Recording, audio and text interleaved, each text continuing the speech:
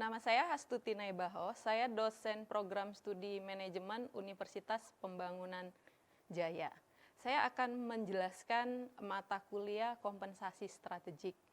Tujuan dari pembelajaran mata kuliah ini adalah mahasiswa memahami apa perbedaan kompensasi dengan kompensasi strategik, apa hubungan kompensasi strategik dengan strategik bisnis organisasi, lalu mahasiswa juga memahami tentang peraturan-peraturan perundangan yang mendukung untuk organisasi mematuhinya ketika mendesain strategik kompensasi. Di dalam pertemuan pertama, kita akan mempelajari 3 pokok pembahasan utama. Yang pertama itu tentang definisi kompensasi strategik. Lalu yang kedua, kita akan memahami tentang berbagai perspektif daripada stakeholder tentang kompensasi. Lalu kita akan mempelajari tentang perbedaan kompensasi dengan kompensasi strategik. Pertama kita akan mempelajari tentang definisi kompensasi. Secara garis besarnya, ketika kita bicara kompensasi, maka kompensasi itu bicara tentang timbal balik yang diberikan oleh organisasi kepada pekerja atau karyawan sebagai bentuk adanya hubungan kerja. Jadi ketika karyawan memberikan keahlian, pengetahuan, dan juga waktunya untuk mendukung organisasi menjalankan operasionalnya, maka organisasi akan memberikan umpan balik atau balas jasa atas kontribusi karyawan. Balas jasa tersebut dapat berbentuk uang atau monetary atau juga dalam bentuk non-monetary, misalnya itu adalah tunjangan kesehatan. Jadi ketika ada hubungan kerja, konsep utamanya adalah akan ada hubungan timbal balik antara karyawan dengan perusahaan. Jadi perusahaan akan memberikan umpan baliknya itu dalam bentuk kompensasi. Lalu yang berikutnya kita akan membahas tentang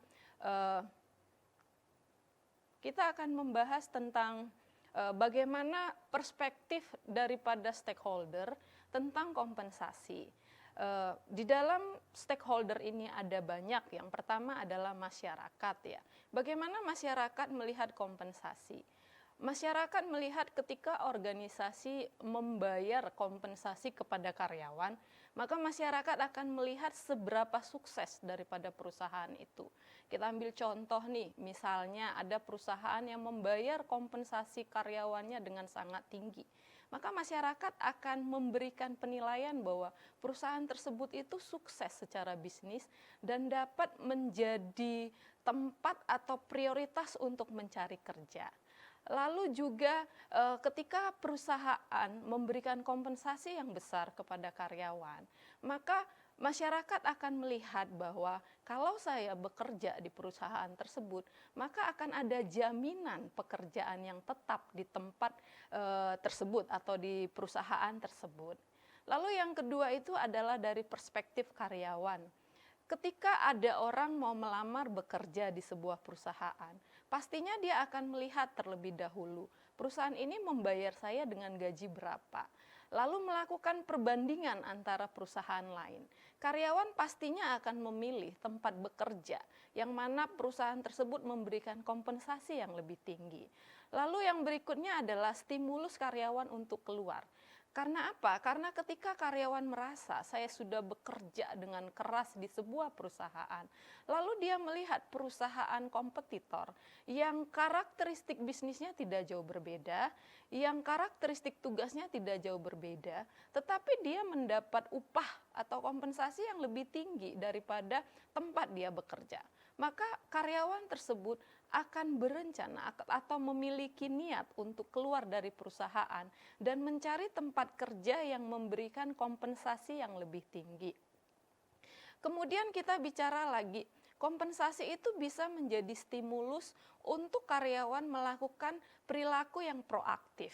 Misalnya ketika karyawan dibayar dengan gaji yang lebih tinggi daripada perusahaan kompetitor atau perusahaan lainnya, ketika karyawan tersebut berinteraksi dengan orang lain, lalu dia mendengar bahwa dia mendapatkan gaji atau kompensasi yang lebih tinggi daripada temannya yang bekerja di perusahaan lain, maka dia akan merasa bahwa saya dinilai lebih tinggi di perusahaan saya daripada perusahaan lain. Maka dia akan merasakan sebuah perasaan yang dinilai lebih besar ya.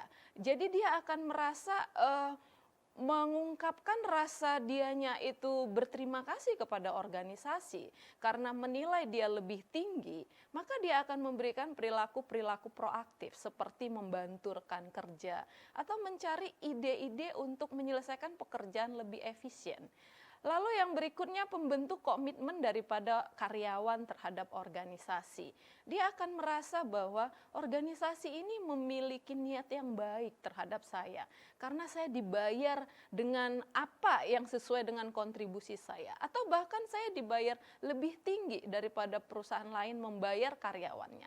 Maka saya memiliki ikatan secara psikologi kepada perusahaan. Sehingga dia memiliki komitmen yang tinggi terhadap perusahaan tersebut. Lalu mari kita lihat berikutnya adalah dari perspektif manajer. Bagaimana kompensasi tersebut? Nah, manajer memiliki peran dua ya, peran yang bisa dikatakan kontroversi ketika dia menentukan kompensasi. Yang pertama, kompensasi menjadi alat bagi manajer untuk bisa memotivasi bawahannya, untuk bisa membuat bawahannya itu mencapai target kinerjanya. Karena apa? Karena ada janji yang dia bisa berikan kepada bawahannya, bahwa jikalau kita mencapai target, jikalau tim kita ini bisa bekerja dengan baik, maka kita akan bisa mendapat bonus, kita akan bisa mendapat kenaikan gaji yang besar. Tetapi di sisi lain, manajer tersebut memiliki tugas untuk mengontrol biaya untuk gaji di unitnya atau di departemennya.